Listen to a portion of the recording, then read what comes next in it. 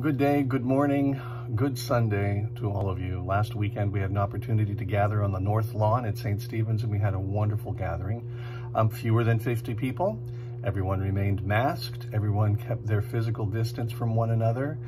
Everyone was respectful and hospitable. I was very thankful to the staff, and particularly Claire and Heather and Susan and Kate, for their extra effort in trying to create a space that was safe, procedures that were compliant with our diocesan standards, and also to provide an experience of worship that was really inspirational. It's on our Facebook page, should you want to go to that and take a look at it. But I was really thankful for that, and it was a gentle reminder that we have not been together as a corporate group of people in one place and one space since March 15th, the Ides of March, and it had been a long time. It was nice to see faces. It was nice to see eyes. Not able to see mouths, but I'm perfectly fine with that. In fact, I prefer it that way right now. But it was nice after months of separation to come back together as a family, as a people of faith. Separation of family and coming together of family is, of course, the story in Joseph today.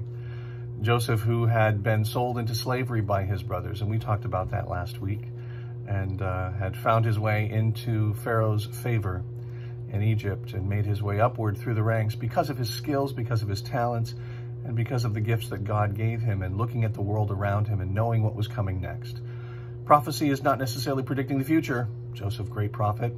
Prophecy means looking at the way things are today and imagining, based on the data you see and the science you know, what could be coming next. God gave us that ability, the ability to deduce, to induce, to look at data and to look at circumstances and to project what might happen next. And that's sort of what Joseph did.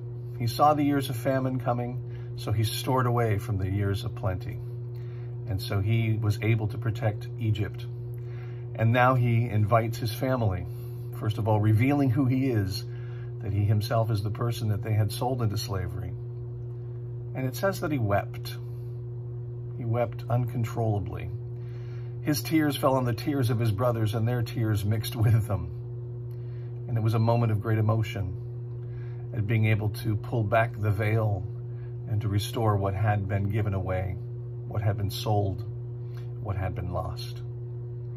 In many ways, I feel like the pandemic is doing exactly that for us. We're having to pull back the veils and the curtains to see what's really been happening underneath in our world, in our region, in our nation, in our state, and right here in Erie County, Pennsylvania. Painful, suffering, economic disparity, racial injustice, gender inequality. All of these things are things that seem to be revealed again and again. Now, sometimes we just pull the veil closed again and we would rather not look at the horror. Frequently when we turn away from things that are scary to us. I remember when Seamus was younger, whenever anything scary happened on television, if we were watching a film or even a cartoon where something was coming that was increasing in tension and anxiety, he wouldn't cover his eyes, he would cover his ears. It's like he didn't want to hear. He could look at it, but he didn't want to hear the truth. He didn't want to hear the story or the music that was scary or the screams. He had a lot of sensitivity that way.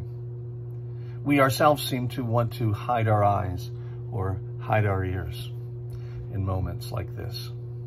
But that is not what Joseph does. Joseph steps forward, pulls back the curtain, says, "Here I am. I'm the one." And it hurt. And it was painful. But it was also an opportunity for me to grow, for me to learn, for me to use the gifts that God gave me. And now look what I can do for you. This notion of truth and reconciliation is essential to all moments of peace. And he does reach out and says, in spite of all of those things, all of those experiences that we went through, I love you. I'm your brother. You're my family. Go and get Dad and bring him down. And you will live in a land of Goshen, and you will live in a land where you will be protected. Now, of course, the story does take us in different directions after this novella, short novel about Joseph.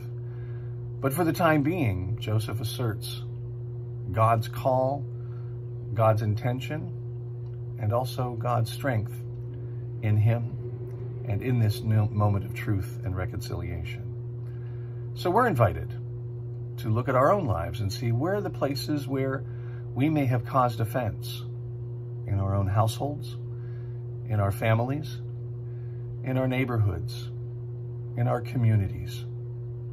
Start local, think global, and make a difference.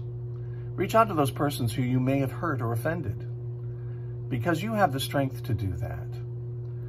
Ask for forgiveness and offer all the gifts you have to help others, including those whom you may have hurt.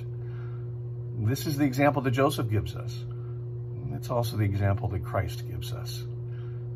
Let us be good and faithful Judeo-Christians in our time. Amen.